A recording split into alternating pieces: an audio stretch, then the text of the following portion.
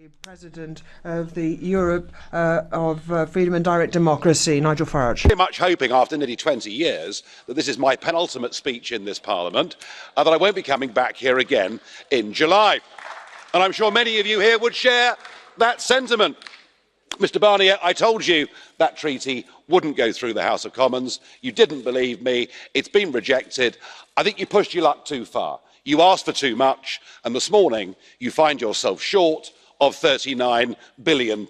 So I'm sure you're feeling a bit sore about that. But don't worry, help is at hand, because the House of Commons today will do, I'm sure, their utmost to betray the Brexit vote. They're even going to vote against what Article 50 said, which is, of course, that we leave on the 29th of March with or without a deal. And I have to say, I think the gap now between our political class in the UK and public opinion is a gaping chasm, because, be in no doubt, public opinion is hardening. There is a greater sense of unity in the country than I've seen for some years. We simply want to leave, and that applies to many who voted Remain as well, because they respect the very principle of democracy. And we've had enough. We've seen the snarling anger towards our country of Mr Verhofstadt, the bureaucratic intransigence of Mr Barnier, the constant stream of insults that come from Mr Tusk, and we're of one mind.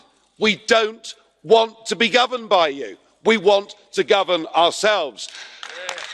Now, I'm sure the next instalment of this will be the British Prime Minister next Thursday going to the European Summit in Brussels, another humiliating display where she begs for an extension to Article 50. Well, I've got a solution to all of this.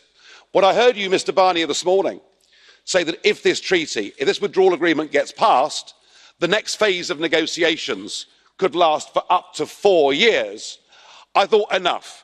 We don't want to waste 4 more years of our life, 4 more years of agony, and you don't want to waste another 4 years. You've got your plan. You want a United States of Europe. You want your army. You want everyone to join the euro. You want to get rid of the nation states. We are just a damned nuisance. And add to that, as Mr Verhofstadt said, the European elections. You don't want me coming back here, or hordes of Eurosceptics coming back here. So there is a simple solution, and that is that the British request to extend is vetoed at that European summit. We leave on March the 29th. Most of the preparations have been done. Even if there are a few short-term bumps in the road, we leave, and both you and we can get on with the rest of our lives. That is the only neat solution ahead of us. Yeah.